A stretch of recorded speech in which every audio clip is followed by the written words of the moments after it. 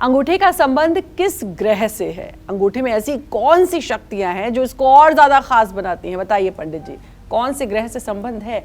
हम ग्रहों को ठीक करने के लिए, उनको मनाने के लिए तमाम उपाय करते हैं, क्या पता अंगूठे से ऐसा कोई संबंध हो ग्रहों का कि उसको देखना और उसके कोई उपाय करने से चीजें ठीक हो। श्रद्धा, मैं चाहता हूं कि हमारे दर्शक 1 मिनट हमारे हाथ पर ध्यान दें। देखिए, ये अंगूठा है।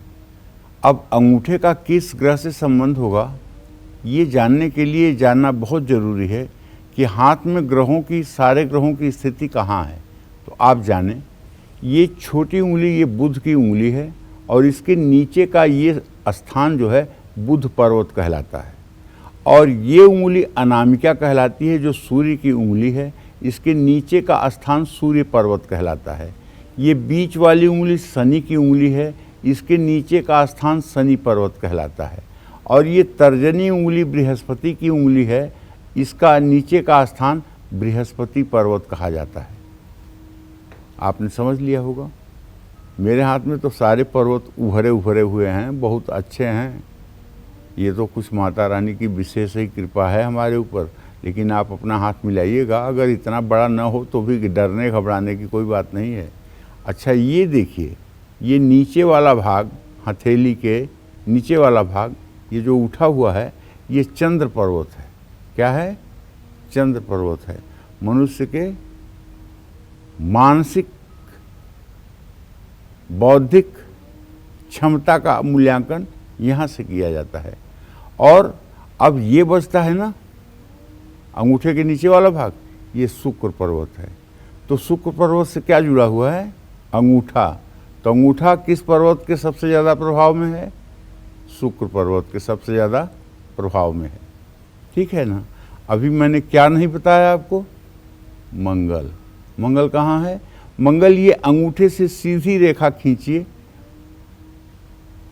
और आयु रेखा के, जहाँ आयु रेखा चलती है उसके नीचे ये यहाँ ऊर्ध्व मंगल है और हथेली के एकदम बीचों बीच निम्न मंगल है। और जहाँ से मणिबंध के ऊपर दबाव शुरू होता है, ये राहु का स्थान है, केतु का स्थान है। मणिबंध के पास केतु का भी स्थान है। तो कहने का मतलब, मैंने आपको 9 ग्रहों के बारे में बताया। और चूंकि शुक्र ग्रह इस हथेली के इस पॉइंट पर है, इसके ऊपर अंगूठा जुड़ा हुआ है, इसलिए ये शुक्र से जुड़ा हुआ है। मनुष्य का अंगूठा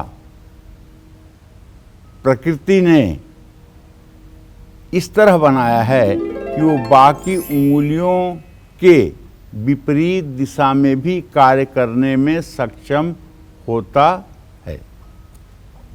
यही वो शक्ति है जो आत्मिक और मौलिक बल का संकेत देती है।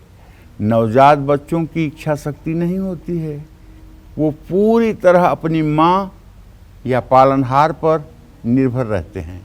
इस दौरान उनका अंगूठा मुट्ठी से उंगलियों में ढका रहता है। आपने देखा छोटे बच्चे को अंगूठा दबा रहता है। अंगूठे की जड़ में ब्रह्म तीर्थ भी माना गया है। पितरों को तर्पण करने के लिए अंगूठा काम में आता है।